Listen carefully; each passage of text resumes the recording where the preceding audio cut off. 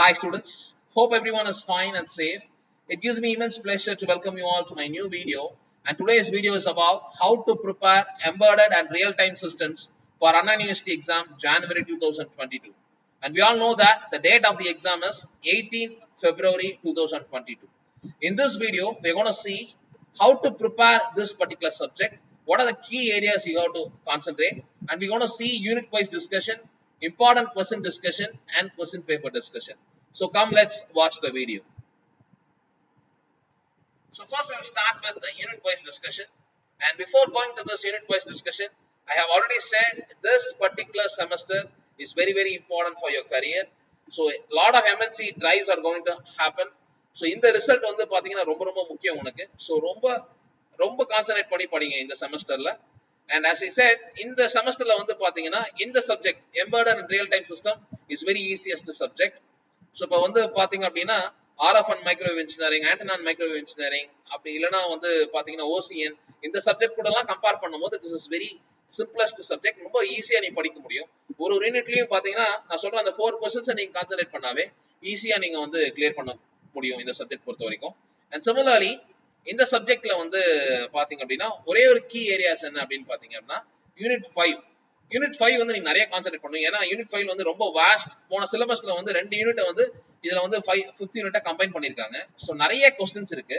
So அதுல வந்து பாத்தீங்க அப்படின்னா அதுல மட்டும் ஒரு 5 to 6 क्वेश्चंस நீங்க படிக்கிற மாதிரி இருக்கும். Okay, so we will start with unit wise discussion, and before that I'll tell you இந்த சப்ஜெக்ட் பொறுத்த வரைக்கும் வந்து பாத்தீங்க அப்படின்னா இந்த சப்ஜெக்டோட prescribed author, ரைட், அது அவங்க அந்த e-book வந்து நான் வந்து descriptionல கொடுத்திருக்கேன்.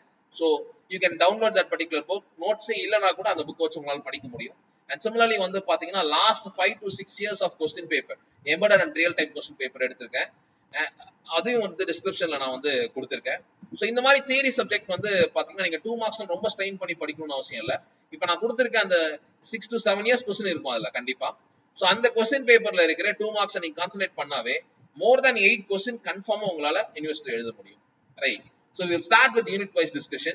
So unit 1 பொறுத்த வரைக்கும் வந்து பாத்தீங்கன்னா it is only once again a vast syllabus. அதுல வந்து பாத்தீங்க அப்படின்னா நிறைய questions இருக்கும். ஆனா ஒரு சில இதெல்லாம் ரொம்ப கீ ஏரியாஸ் இருக்கு. பாத்தீங்கன்னா design methodologies, design flows, right, அப்புறம் டிசைன் ப்ராசஸ். இந்த क्वेश्चनலாம் ரொம்ப ரொம்ப முக்கியமான क्वेश्चन. இதெல்லாம் நீங்க மோஸ்ட்லி கான்சன்ட்ரேட் பண்ணாவே கன்ஃபார்மா வந்து யூனிட் 1ல வந்து உங்களால क्वेश्चंस அட்டெண்ட் பண்ண முடியும். அண்ட் யூனிட் 2 பொறுத்த வரைக்கும் வந்து பாத்தீங்கன்னா ARM processor and peripherals, ARM architecture, அதோட இன்ஸ்ட்ரக்ஷன் செட் என்ன அப்படின்றத நீங்க கிளீனா படிச்சாவே கன்ஃபார்மா வந்து பாத்தீங்கன்னா உங்களால ஒரு क्वेश्चन அட்டெண்ட் பண்ண முடியும். ஏன்னா ARM ஆர்கிடெக்சர் क्वेश्चन இல்லாத क्वेश्चन பேப்பரே கிடையாது. So ARM ரிலேட்டடான instruction set and as well as அந்த ஆர்கிடெக்சர், அப்புறம் ஸ்டாக்ஸ் அண்ட் சப்ரூட்டின்ஸ் இத கிளீனா நீ படிச்சிருந்தாவே யூனிட் 2ல இருந்து கண்டிப்பா உன்னால क्वेश्चंस அட்டெண்ட் பண்ண முடியும். And then unit 3 பொறுத்த வரைக்கும் வந்து பாத்தீங்கன்னா once again you have lot of questions. அதுல வந்து பாத்தீங்கன்னா ஒரு vast syllabus-ஆ இருக்கும், நிறைய questions இருக்கும். பட் அதுலயுமே வந்து பாத்தீங்க அப்படின்னா இப்போ வந்து ப்ரோக்ராம் லெவல் பெர்ஃபார்மன்ஸ், ரைட், அப்புறம் வந்து கம்பைலேஷன் டெக்னிக்ஸ், இது எல்லாமே வந்து ரொம்ப முக்கியமான ஏரியாஸ். ஸோ இதுலயுமே ஒரு 4 questions தான் வந்து நான் கொடுப்பேன். அந்த 4 questions நீங்க படிச்சாவே கன்ஃபார்மா இந்த சப்ஜெக்ட் உங்களால கிளியர் பண்ண முடியும். இந்த யூனிட்ல இருந்து உங்களால क्वेश्चंस அட்டெண்ட் பண்ண முடியும், right. And unit 4 is very simplest unit, only 4 questions. Unit 4 பொறுத்தவரைக்கும் என்ன சொல்லணும் அப்படின்னா it's a trump card unit அப்படின்னு நம்ம சொல்லலாம். ஏன்னா இருக்கிறதே ஒரு 4 question தான். அந்த 4 question நீ படிச்சிட்ட அப்படின்னா சோ நீ क्वेश्चन பேப்பர் எப்படி வந்தாலும் அந்த क्वेश्चन உங்களால எழுத முடியும். ஈவன் பார்ட் சில கேட்டா கூட நீ மிஸ் பண்ணாம எழுத முடியும், right. And very very important என்ன அப்படின்னு பாத்தீங்கன்னா யூனிட் 5. சோ யூனிட் 5 பொறுத்த வரைக்கும் வந்து பாத்தீங்க அப்படின்னா it is a very vast. இப்போ வந்து பாத்தீங்கன்னா வாஸ்ட்ன்றது இல்லாம எல்லாமே இம்பார்ட்டன்ட் ஏரியாஸ். இப்போ பாத்தீங்க அப்படின்னா priority based scheduling, inter process communication, right, இது இல்லாம multi task and multi processes, and then பாத்தீங்க அப்படின்னா real time operating system, distribution embedded system, and then MPSOC, இது எல்லாமே வந்து பாத்தீங்கன்னா ரொம்ப ரொம்ப முக்கியமான क्वेश्चन. அண்ட் தென் வந்து பாத்தீங்கன்னா டிசைன் எக்ஸாம்பிள்ஸ், கேஸ் ஸ்டடி மாதிரி கொடுத்திருப்பாங்க. Audio player, engine control unit, video oscillator, இதெல்லாமே 16 மார்க்ஸ்ல, அதாவது பார்ட் சில கேட்கக்கூடிய क्वेश्चन. நிறைய தடவை பார்ட் சில கேட்டிருக்காங்க. சோ இதுல வந்து எந்த क्वेश्चन வரும்னு நம்மளால பிரெடிக்ட் பண்ண முடியாது. சோ யூனிட் 5 மட்டும் கொஞ்சம் கான்சென்ட்ரேட் பண்ணி ஒரு 5 to 6 क्वेश्चन படிச்சிட்டீங்க அப்படின்னா கன்ஃபார்மா இந்த சப்ஜெக்ட்ல நீங்க நிறைய ஸ்கோர் பண்ணவே முடியும், right. So you will see important question discussion. So as I said before, ஒரு யூனிட்லயும் நீ 4 questions கான்சென்ட்ரேட் பண்ணாவே போதும். இங்க வந்து நான் 5 questions கொடுத்திருப்பேன்.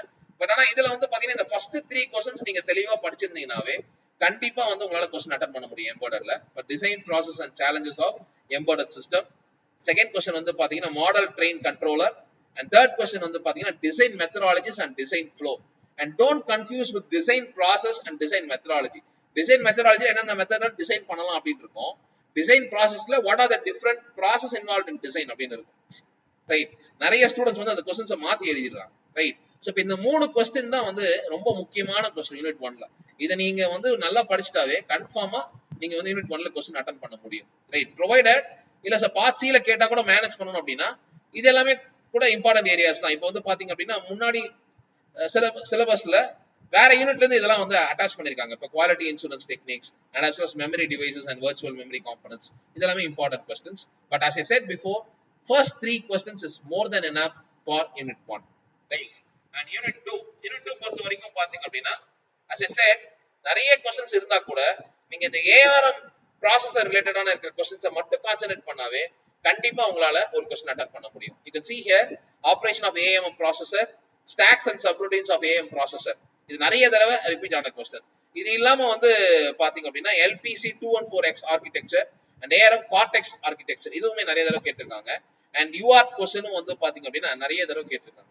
சோ இந்த 4 கொஸ்டின்ஸை மட்டும் கான்சென்ட்ரேட் பண்ணாவே that is more than enough for unit 2. கண்டிப்பா வந்து யூனிட் 4 இந்த 4 கொஸ்டின் மட்டும் படிங்க. அதுலயுமே வந்து ARM ப்ராசஸர் கொஸ்டின்ஸ் வந்து ரொம்ப முக்கியமான questions. Okay, and then unit 3 பொறுத்த வரைக்கும் வந்து பாத்தீங்க அப்படின்னா models of programs and as well as compilation process very very important question, ஒரு ஸ்டார் ரேட்டட் கொஸ்டின் அப்படின்னு சொல்லலாம். மோஸ்ட் ஆஃப் தி கொஸ்டின் பேப்பர்ல கம்பைலேஷன் ப்ராசஸ் கொஸ்டின்ஸ் இருக்கு. அண்ட் சிமிலர்லி வந்து பாத்தீங்க அப்படின்னா energy programming level energy and power analysis இது வந்து நிறைய தடவை வந்து கேட்டிருக்காங்க இந்த கொஸ்டின்ஸும். அண்ட் தென் பாத்தீங்க அப்படின்னா எம்பெடட் சாஃப்ட்வேர் பெர்ஃபார்மன்ஸ் அனாலிசிஸ் அதையும் வந்து நிறைய தடவை கேட்டிருக்காங்க. ஸோ இதுல வந்து இந்த 4 கொஸ்டின்ஸ் கான்சென்ட்ரேட் பண்ணுங்க. யூனிட் 3 நீங்க பாத்தீங்கன்னாவே தெரியும் நிறைய ரொம்ப வாஸ்டா இருக்க மாதிரி தெரியும். Even if you have vast உங்க சிலபஸ் உடைய நோட்ஸ்லயே வந்து பாத்தீங்கன்னா மோர் தென் 15 கொஸ்டின்ஸ் தான் கொடுத்திருப்பாங்க. ஸோ பட் ஆனா நீ இந்த 4 கொஸ்டின்ஸை கான்சென்ட்ரேட் பண்ணாவே டெஃபினட்டா உன்னால கண்டிப்பா யூனிட் 3ல கொஸ்டின் அட்டெண்ட் பண்ண முடியும். Right, and unit 4 as I said it's a very important unit. அதாவது வந்து பாத்தீங்கன்னா ஒரு ட்ரம் கார்டு யூனிட்னு சொல்லலாம். இந்த 4 கொஸ்டின் தான் உங்களுடைய இதுல இருக்கு. பட் இந்த கொஸ்டின் எப்படி கேட்டா உங்களுக்கு எழுத தெரியும். For example hardware redundancy, software redundancy it's something related to fault tolerance technique தான். அதுல இருந்து நம்ம எப்படி அதை எக்ஸ்பிளைன் பண்ணலாம் அப்படின்றது தான் இருக்கு. ரைட், சிமிலர்லி இந்த structure of real time system, scheduling process, task management இதெல்லாம் நிறைய தடவை ரிப்பீட் ஆன கொஸ்டின்ஸ். ஸோ இந்த 4 கொஸ்டின் தான் இருக்கு. ஸோ 4 கொஸ்டின் ரொம்ப சிம்பிளா தான் இருக்கும். இதை நீங்க படிச்சாவே that is more than enough. Right, அதாவது எப்படி கொஸ்டின் பேப்பர் வந்தாலும் ஒரு 13 மார்க்ஸ் ஷியோரா உன்னால எழுத முடியும். யூனிட் 4 பொறுத்த வரைக்கும் இந்த 4 கொஸ்டின் படிச்சிட்டீங்கன்னா யூனிட் 5 தான் வந்து பாத்தீங்க அப்படின்னா ரொம்ப ரொம்ப வந்து முக்கியமான யூனிட். இப்போ நான் முன்னாடியே சொன்ன மாதிரி வந்து பாத்தீங்க அப்படின்னா இந்த யூனிட்ல you have lot of questions. இப்போ பாத்தீங்கன்னா நான் விட்டதுலே ரொம்ப இம்பார்ட்டன்ட் கொஸ்டின்ஸ்லாம் இருக்கு. பாத்தீங்கன்னா ரியல் டைம் சிஸ்டம்ஸ் இருக்கு, அதே மாதிரி வந்து பாத்தீங்க அப்படின்னா ஆர்கிடெக்சர்ஸ் இருக்கு. இது எல்லாமே வந்து ரொம்ப முக்கியமான கீ ஏரியாஸ். இப்போ யூனிட் 5 நான் பார்க்கும்போதே பாத்தீங்க அப்படின்னா ரியல் டைம் ஆப்பரேட்டிங் சிஸ்டம், அப்புறம் வந்து பிரியாரிட்டி பேஸ்ட் ஸ்கெடியூலிங் இது எல்லாமே வந்து ரொம்ப முக்கியமான கொஸ்டின்ஸ். ஸோ இந்த கொஸ்டின்ஸ் எல்லாமே வந்து பாத்தீங்கன்னா நான் விட்டுருக்கேன். ஏன் அப்படின்னு பாத்தீங்கன்னா இந்த ஃபர்ஸ்ட் 4 கொஸ்டின்ஸ் நீங்க நல்லா கான்சென்ட்ரேட் பண்ணாவே ஷியோரா வந்து உங்களால ஒரு கொஸ்டின் மார்க் எழுத முடியும் அப்படின்னு நம்புறேன். பட் நீ வந்து மற்ற கொஸ்டின்ஸ் படிக்கலனா கூட கண்டிப்பா இந்த 4 கொஸ்டின்ஸை நீ படிச்சிருக்கணும். Right, that is very very important. இந்த 4 கொஸ்டின்ஸ் படிச்சிருந்தா மட்டும்தான் உன்னால யூனிட் 5ல ஒரு கொஸ்டின் கண்டிப்பா எழுத முடியும். அண்ட் சிமிலர்லி இப்போ இந்த லாஸ்ட் 3 கொஸ்டின் வந்து பாத்தீங்கன்னா கன்ஃபார்மா எல்லாருமே படிச்சிருக்கணும். ஏன் சொல்றேன் அப்படின்னு பாத்தீங்கன்னா பார்ட் சில நிறைய தடவை கேட்டக்கூடிய கொஸ்டின்ஸ் வந்து இந்த கேஸ் ஸ்டடி கொஸ்டின்ஸ்ல இருக்கு. ஸோ இந்த கொஸ்டின் வந்து ஜஸ்ட் கோ த்ரூவாது பண்ணி வச்சுக்கோங்க. ஏன்னா வந்து 13 மார்க்ஸ் தான் கேட்கும் போது இந்த 4 கொஸ்டின்ல உன்னால மேனேஜ் பண்ண முடியும். கன்ஃபார்மா ஏதாவது ஒரு கொஸ்டின் ஆகுது உன்னால மேனேஜ் பண்ண முடியும். பட் பார்ட் சில வரும்போது இந்த 3 கொஸ்டின் வந்து ஏதாவது ஒரு கொஸ்டின் தான் கண்டிப்பா பார்ட் சில வந்திருக்கும். ஸோ அப்போ வந்து பாத்தீங்க அப்படின்னா இந்த 3 கொஸ்டின் நீ கான்சென்ட்ரேட் பண்ணிருக்கணும். ரைட், ஸோ ஃபர்ஸ்ட் கேஸ் என்னால படிக்க முடியல சார் அப்படின்னு சொன்னா கூட ஜஸ்ட் அது கேட்டா எப்படி எழுதலாம் அப்படின்றத மேப் பண்றதுக்காக படிச்சு வச்சுக்கோங்க. Right, so unit 5 is the trickiest unit in embedded. Embedded பொறுத்த வரைக்கும் ரொம்ப ட்ரிக்கியான கான்செப்ட் என்ன அப்படின்னு பாத்தீங்கன்னா யூனிட் 5 தான். Okay, then we will see question paper discussion.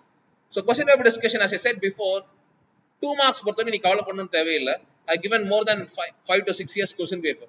அதுல இருக்க 2 marks நீங்க பார்த்தாவே கண்டிப்பா எம்பெடட்ல இருக்கிற எல்லா கொஸ்டின்ஸும் உங்களால அட்டெண்ட் பண்ண முடியும்.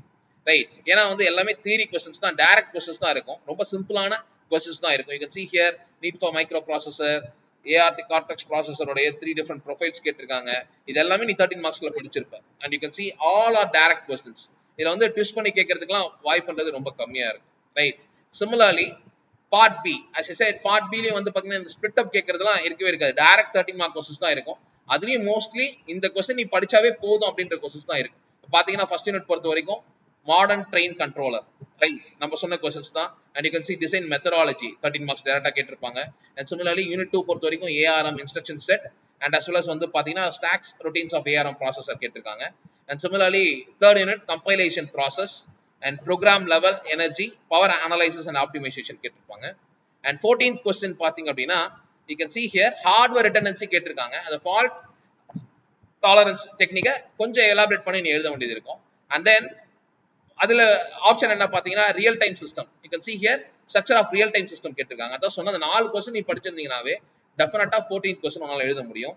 அண்ட் சிமிலர்லி வந்து பாத்தீங்கன்னா unit 5 as I said before, it is a very vast unit. You can see here MPSOC கேட்டிருக்காங்க.